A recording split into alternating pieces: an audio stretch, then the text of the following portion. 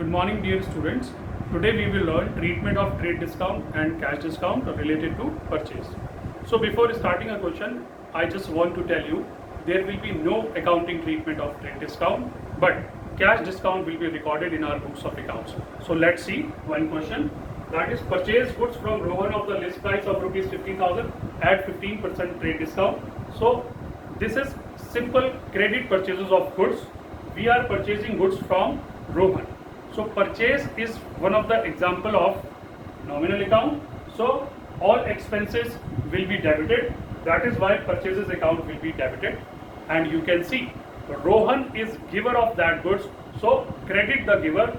That is why we have to credit Rohan's account. And very simple narration will come, that is goods purchase.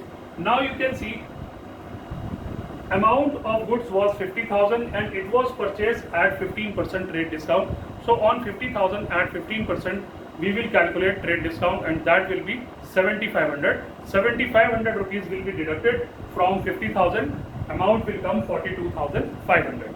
Now see next transaction, return goods to Rohan of the list price of rupees 2,000. So this time receiver of goods is Rohan, because we are returning goods to Rohan, and this term is known as purchase return. So receiver of goods is Rohan, so Rohan's account will be debited, and we are returning goods to Rohan, so purchase return account will be credited. Once again we will calculate trade discount. 2,000 rupees list price and rate of discount was 15%. 2,000 into 15% will be 300. Amount will come 1,700. Always remember one thing, if there will be trade discount in purchases, the same trade discount will be adjusted at the time of purchase return. Now come to next transaction, paid cash to Rohan rupees 40,000 in full settlement of his account. See, before writing this journal entry, we should calculate how much amount is payable to Rohan. Our purchase price was 42,500 and return goods to Rohan was 1,700. So 42,500 minus 1,700, amount will come 40,800. That means amount payable to Rohan is 40,800 and we are paying him 40,000 rupees in full settlement of his account.